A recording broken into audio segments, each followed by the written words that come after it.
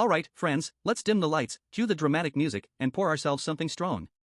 Welcome back to Boss Economics World, the only show that looks at the global economic circus and doesn't just report on the clowns, but analyzes the structural integrity of the tent they're about to bring crashing down on all of us. Today's main event comes to us from the not-so-distant future of October 2025, a headline that's so predictable it's almost boring, yet so terrifying it should keep us all up at night. Let's roll the tape. Unions for federal workers ask judge to halt mass layoffs amid government shutdown. On the surface, this is just another messy episode of our favorite political reality show, Washington Gridlock. You've got the White House, led by a supposedly pro-worker populist administration, announcing firings, not furloughs, mind you, but firings, via a social media post. Let that sink in. The most powerful government on earth is now managing its human resources with the same grace and gravitas as a disgruntled teenager breaking up with their partner over text message.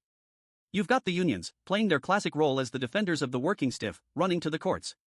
And you have the judicial system, the last referee in a game where one team is trying to burn down the stadium.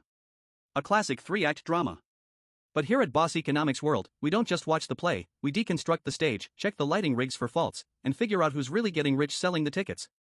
So, let's peel back this onion, layer by painful layer, from the specific point of this crisis to the vast, rotting surface of our modern political economy. First, let's talk about the tool being used here, the government shutdown. For decades, the shutdown was seen as the nuclear option, a catastrophic failure of governance. Today, it's become a standard feature, a recurring bug in the operating system that one political party has realized it can exploit as a feature. It's no longer a sign of failure, it's a calculated strategic maneuver. Let's look at the data. The Congressional Budget Office is our go-to source for the official, nonpartisan scorecard on these self-inflicted wounds. The 2018 to 2019 shutdown, the longest in U.S. history at 35 days, cost the American economy an estimated $11 billion. Of that, about $3 billion was permanently lost economic activity. That's like taking a pile of money the size of the entire annual GDP of the nation of Fiji and setting it on fire just to make a political point about a wall. But what our 2025 scenario reveals is the evolution of this tactic. It's no longer just about leverage, fund my project or I'll hold the government hostage. It has morphed into something far more insidious, crisis as a camouflage. The White House in this scenario isn't just shutting things down to get a budget passed. They are using the shutdown as cover to execute a long-held ideological goal, to permanently dismantle parts of the federal administrative state. The legal term they're using is a reduction in force or RIF.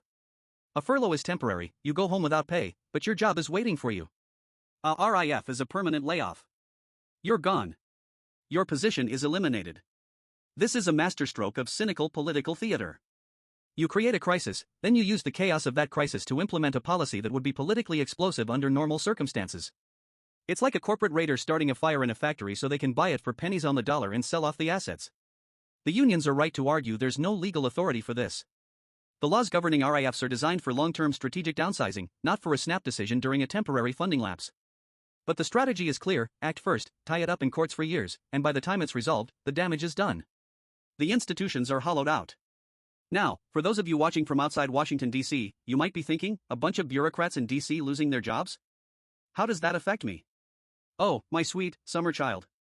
Let me introduce you to a little concept called the multiplier effect, and its evil twin, the unmultiplier effect. The U.S. federal government is the nation's largest employer, with over 2.1 million civilian workers. These aren't just faceless drones.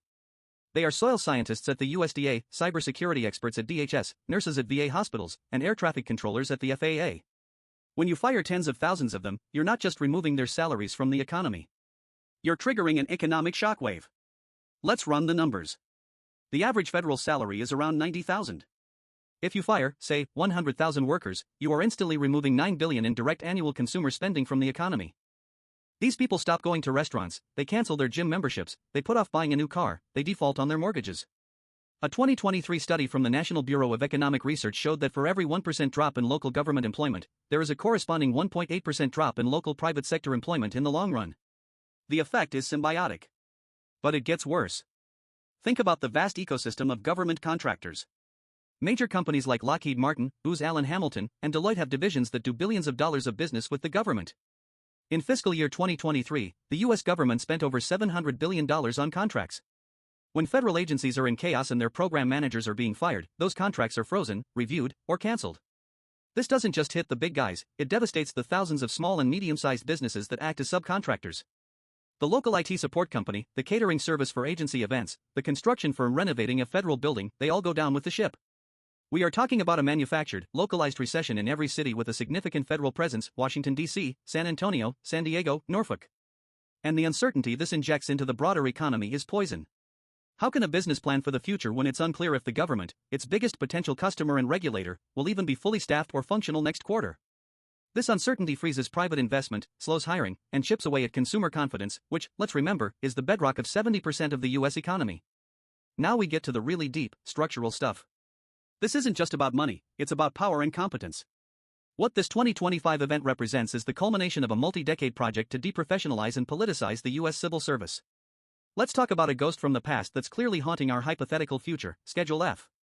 This was an executive order created late in the Trump administration that would have reclassified tens of thousands, perhaps hundreds of thousands, of federal workers from career professionals into political appointees who could be fired at will. It was designed to address the so-called deep state, the idea that nonpartisan civil servants are secretly thwarting the president's agenda. While that specific order was rescinded, the ideology behind it never went away. This mass RIF during a shutdown is Schedule F by other means. It's a way to purge the government of people with institutional knowledge: scientists, economists, diplomats, regulators, and replace them with loyalists, or simply leave the positions vacant to cripple the agency's function. Why does this matter? Because a modern, complex economy requires a stable, competent, nonpartisan administrative state. You want the Food and Drug Administration to be staffed by expert pharmacologists, not political cronies. You want the Federal Reserve's research staff to be PhD economists running econometric models, not someone whose only qualification is loyalty to the party in power. When you erode this expertise, you get catastrophic failures. You get the delayed and chaotic response to Hurricane Katrina. You get intelligence failures because analysts are afraid to deliver bad news to the boss. You get financial crises because the SEC is too understaffed and defanged to properly regulate Wall Street. A 2024 report from the Volcker Alliance highlighted that trust in government is correlated with perceptions of its competence. By deliberately making government less competent, you feed a populist narrative that government is the problem, creating a self-reinforcing death spiral of declining trust and performance. This move in 2025 isn't just a layoff, it's an act of institutional vandalism. It's a declaration that expertise is worthless and loyalty is everything. And an economy built on that principle is an economy built on sand. Finally, let's zoom out and look at this from the perspective of the global financial community: the bond traders in London, the sovereign wealth fund managers in Singapore, the central bankers in Frankfurt. For 80 years, the bedrock of the global financial system has been the stability and predictability of the United States. The US dollar is the world's reserve currency, and US Treasury bonds are the risk-free asset precisely because everyone believed the US government would always function and always pay its bills. Every incident like this chips away at that bedrock assumption. When the world sees the US government shutting down, firing its own workers en masse via social media, and engaging in political brinkmanship that threatens debt defaults, they don't see strength. They see chaos. They see unmanageable political risk. In finance, risk must be priced. This political dysfunction increases the risk premium on US assets. International investors start to demand a higher interest rate to hold US debt to compensate them for the political circus. We saw a preview of this in August 2023 when Fitch Ratings downgraded the US credit rating from AAA to AA+, explicitly citing a steady deterioration in standards of governance over the last 20 years, including on fiscal and debt matters. They weren't worried about America's ability to pay its bills, they were worried about its willingness to, given the political polarization. This 2025 shutdown firing squad is Fitch's nightmare scenario made real. What does this mean for the average person? A higher risk premium on US debt means the government has to pay more in interest. That's hundreds of billions of dollars that could have gone to infrastructure, healthcare, or tax cuts that instead go to bondholders. It also means higher interest rates for everyone else. Your mortgage, your car loan, your credit card debt, it all gets more expensive because the anchor of the global financial system is looking wobbly. Furthermore, it provides a massive propaganda victory and strategic opening for America's geopolitical rivals. You can bet that Beijing and Moscow will be blasting this news across the globe as proof of the failure of democratic capitalism. It accelerates the slow-moving trend of de-dollarization, where countries like China, Russia, and the BRICS nations are actively seeking to conduct trade in their own currencies to reduce their dependence on the US financial system.